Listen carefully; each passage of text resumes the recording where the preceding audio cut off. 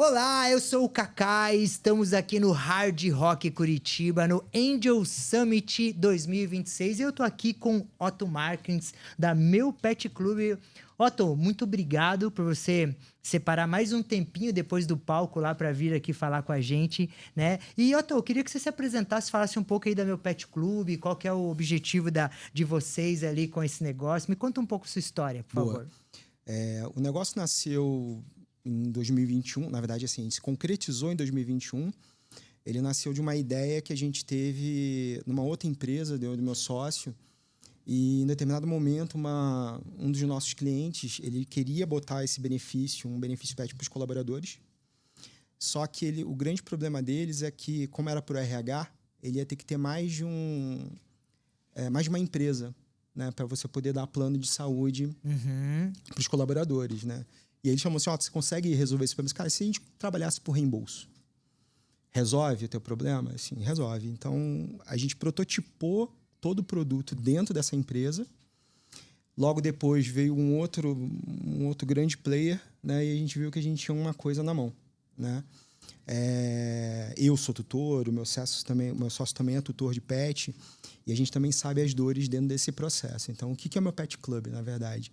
Ela é uma startup, né, que ela entrega planos de saúde acessíveis, né, principalmente para o modelo B2B e B2B2C, onde que a gente dá liberdade para o tutor.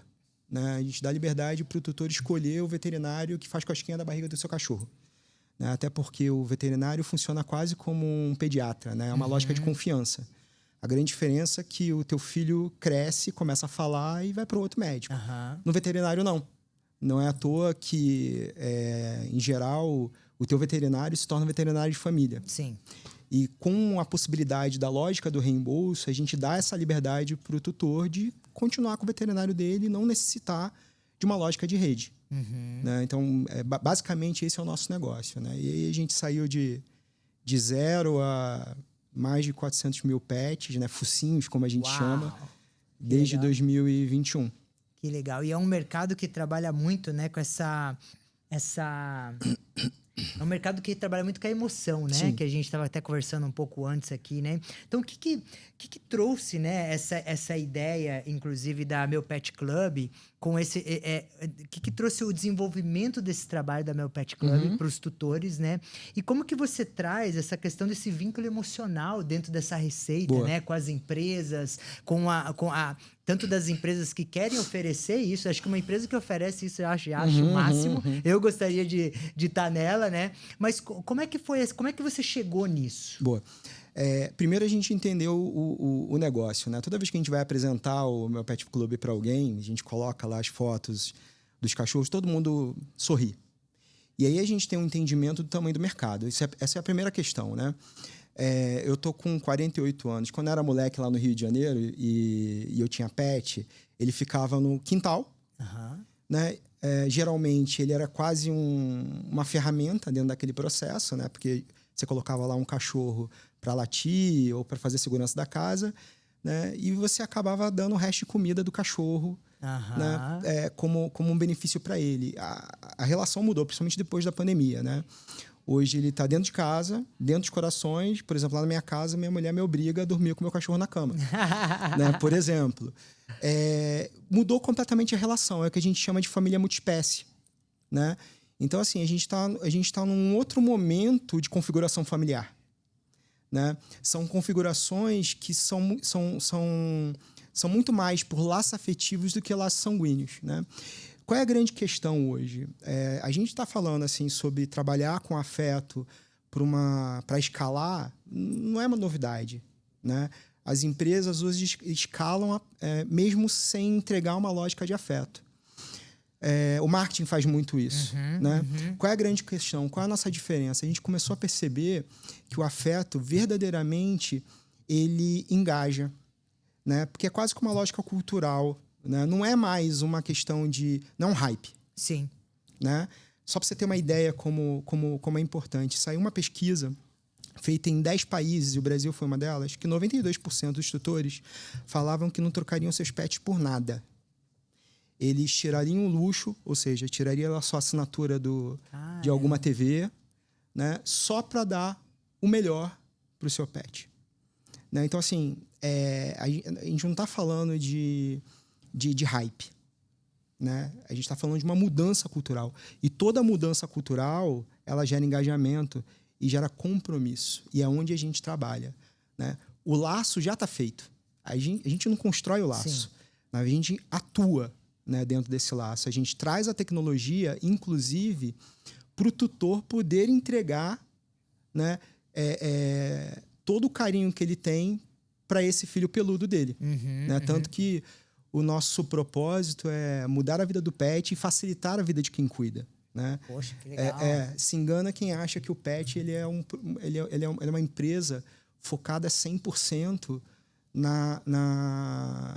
no animal doméstico. Né? Isso não é. Nós nascemos para dar suporte para essa nova família, para essa nova configuração familiar.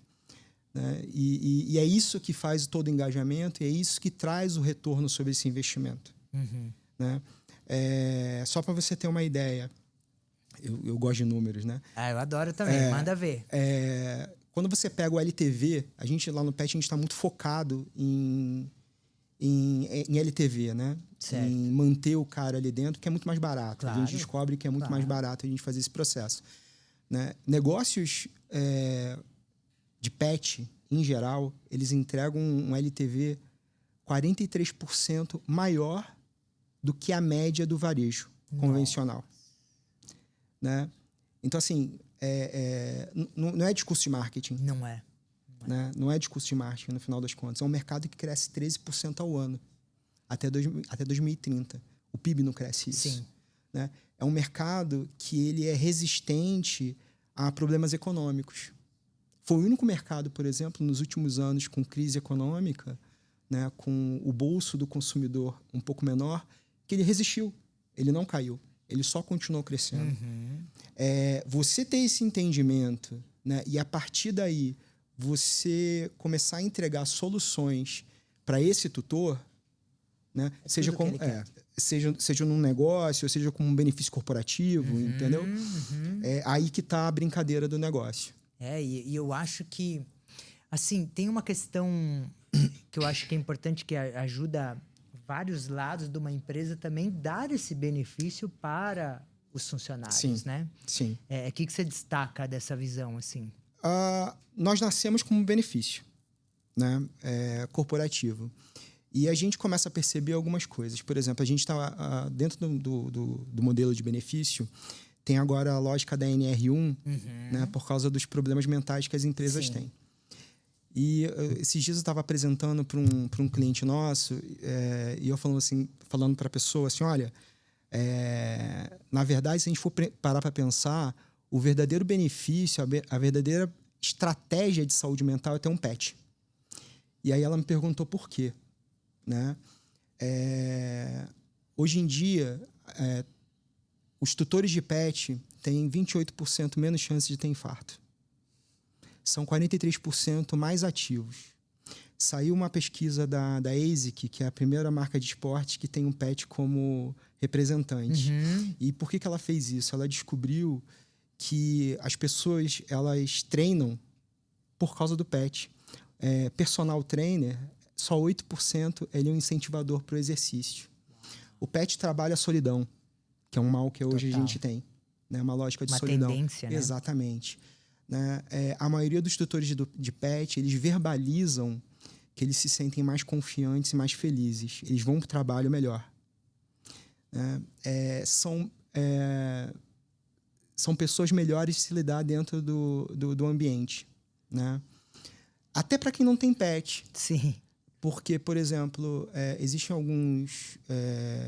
algumas ações que a gente faz, né? E dentro de uma pesquisa realizada, 97% dos colaboradores, eles percebem o dia melhor quando eles têm algum tipo de evento dentro da empresa onde ele tem interação com o pet, com o cachorro. 97%. Exatamente. É químico. Né, no final das contas. Cara, é maravilhoso isso, sim, né? É maravilhoso. Sim. Eu tive a oportunidade de ter um negócio de gato, você tá falando e tá me despertando essas memórias, né? Eu lembro que a gente fez um negócio de gato E daí, de vários testes de vídeo lá dentro do marketing que a gente estruturou, o vídeo que dava mais certo era um vídeo que falava assim, nunca dê banho em gato. Né? E a gente fez vários testes, olha que coisa, é uma aula de marketing digital aqui até. A gente fez testes assim, quando eu colocava nunca dê banho estético no gato, que é o jeito certo de falar, o outro jeito é meio sensacionalista, nunca dê banho no gato. Então provocava reações sensacionalistas. Do quê? Da galera escrever lá mesmo. Do mesmo banho. Daí o que era legal? A gente não precisava defender e nem apagar isso. Sim. A própria galera começava a falar, você é um tutor que não estuda, não sabe cuidar de gato, não sei o que lá, não sei o que lá. Então, gera um movimento falar sobre pet, sobre animal, que é um movimento de todo mundo que tem, e até quem não tem, Exatamente. ir em defesa né, de uma pessoa assim, né? É porque o que acontece, né? Tem uma pesquisa, né, que fala que 96% dos brasileiros ou têm ou já tiveram pet. Não, são 160 milhões. Sim. A gente tem 13 milhões de crianças até 13 anos de idade. Nossa. Entendeu? Então, de alguma forma, todo mundo tem algum tipo de experiência com aquilo dali, né? É mais do que engajamento, é compromisso. Então, você pode parar para prestar atenção que todo tutor de pet, ele é muito compromissado com aquilo dali, né? Com aquele ser. Literalmente, deixou de ser um animal de estimação. Né? Inclusive, existe uma discussão dele ser sujeito de direito.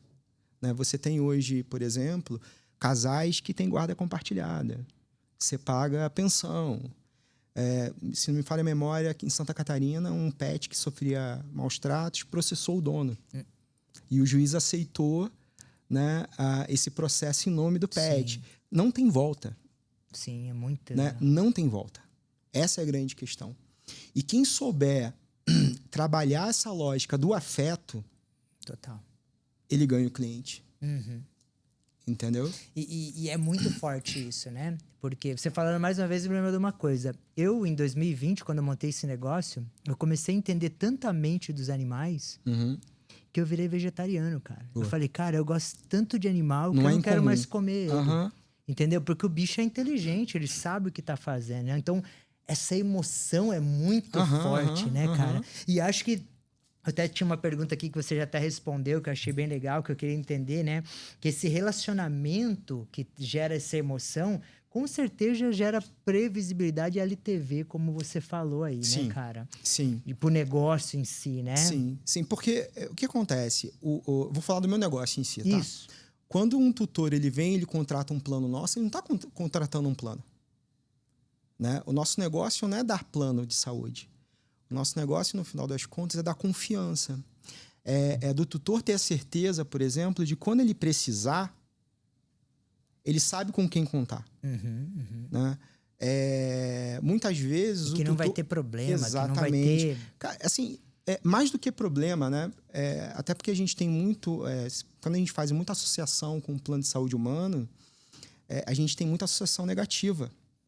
Né, que ele está ali para, né, para te prejudicar. E não é sobre isso, né, no final das contas.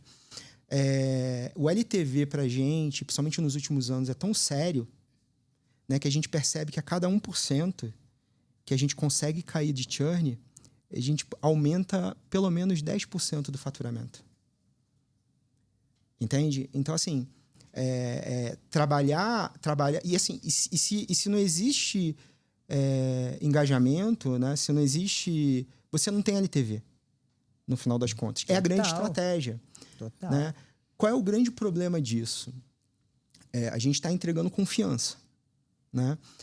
O cara não deixa de sair, o cara não faz o churn de uma hora para outra. Ele dá sinais. Entendeu? E esse é um trabalho muito que a gente faz hoje lá no meu Pet Club, né? A gente está começando a investir muito em IA, não só para o produto, para o consumidor, mas sim para dentro, né? Para a jornada, para ter um entendimento. E a gente começou a perceber, por exemplo, que se o tutor ele não utiliza aquele produto, às vezes porque esquece. Ele não utiliza nos 60, 90 dias, a chance dele de ter um churn é dobrado, né? Então, o que a gente está começando a fazer agora? A gente está entregando, né, pílulas para ele, independente se ele precisa usar. Porque aí a gente começa a mostrar para ele que a gente verdadeiramente importa. Sim. Então, por exemplo, nós somos um dos únicos que tem equipe, por exemplo, de telemedicina dentro da empresa. Que legal. E aí a gente agora está fazendo um trabalho de saúde, né, de programas de saúde. A nossa ideia não é tratar a doença. A nossa ideia é acompanhar a vida daquele pet. Né? É dizer para aquele tutor que ele tem alguém para ajudá-lo. Então, o que a gente faz? O cara, ele não está utilizando, e te dá uma ligada. Vamos fazer um check-up no teu pet? Né? Ele faz uma cirurgia, a gente acompanha depois. Né? Então, assim, essa necessidade constante de estar entregando, e às vezes não precisa ser uma ida do veterinário. Entendeu? Os tutores, eles não cancelam por causa de produto, na maioria das vezes. Eles cancelam por falta de atenção e de atendimento. Sim. Isso pra gente é tão importante que a gente basicamente só contrata quem tem pet lá no escritório. E por quê? Porque a empatia é extremamente importante dentro desse processo. Total. A gente vai ter que falar não para ele em algum momento. Mas você tem que saber como dizer o não para ele. E a gente tenta não falar não. Né? A gente sempre arruma um jeito de tentar ajudar aquele tutor de alguma forma. Não é à toa que volte e meia eles ficam mandando foto pelo WhatsApp, fica mandando foto do... Porque você gera uma... Você está trabalhando com emoção, exatamente, né, conexão. E né? essa emoção gera essa conexão com o pet. E aí você está dizendo que eu contrato o serviço da Meu Pet Club. E eu vou ser lembrado do cuidado que eu tenho que fazer. Vou até conhecer novos cuidados, né? Eu até fazer... esse negócio que eu te falei dos gatos, por exemplo, a minha sócia, na época que era veterinária, eu fui fazer uma consulta com ela. E daí eu era um estudioso de gato. Né? Eu tinha lido vários livros em várias línguas, até para tentar buscar conhecimento melhor. E daí ela me falou umas coisas, eu falei, cara, isso aí não tá em nenhum livro que eu li, só que faz muito sentido, né?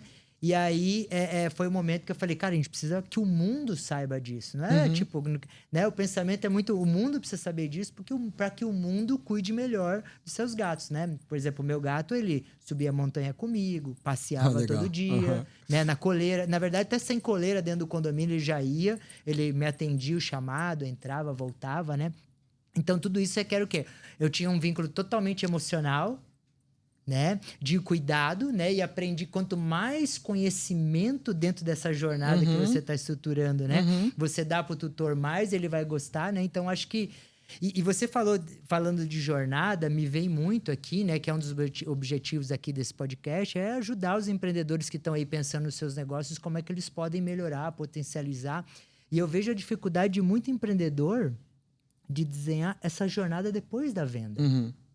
Né? Porque o cara, beleza, vendi, o cliente entrou. E aí? Como é que eu faço ele não dar churn? Como é que eu descubro, que nem você descobriu, em 3 meses o cara pode dar churn se ele não fizer nada? Opa, como é que eu faço ele fazer alguma coisa, né? Esse cuidado, né, Otto? Como é que você chegou nessa conclusão, cara? Dados, assim, números?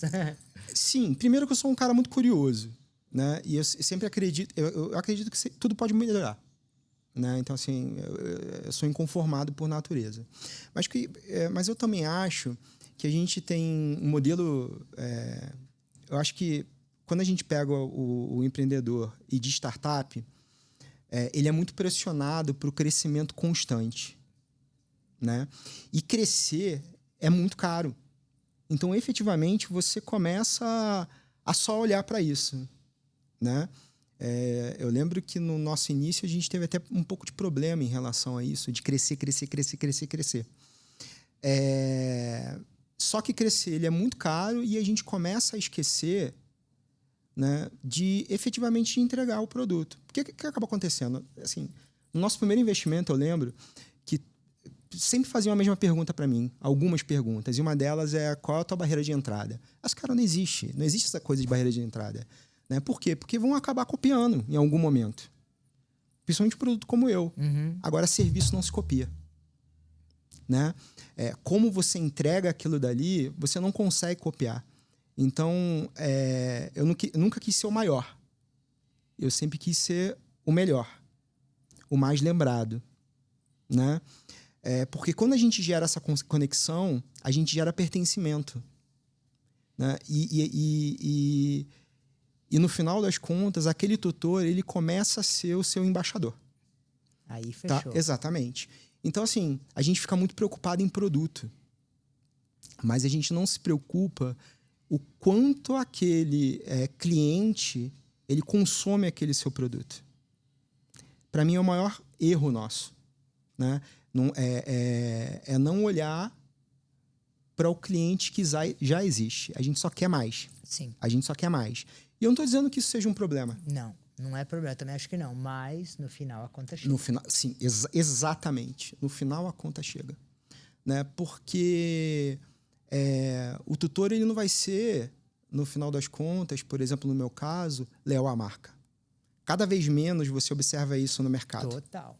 É uma tendência. Exatamente. Ele não é mais leal à marca.